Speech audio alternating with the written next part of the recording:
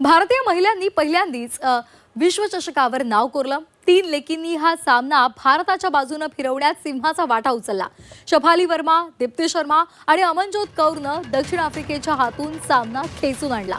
अमनजोतची चित्त्यासारखी fielding turning point ठरली असं म्हटलं तरी वावगं ठरणार नाही, कारण आधी तिनं ताजमिन रिट्सला रनआउट केलं आणि त्यानंतर शतकी खेळी करणारी दक्षिण आफ्रिकेची कॅप्टन लॉराला तिने झेलबाद केलेला आहे।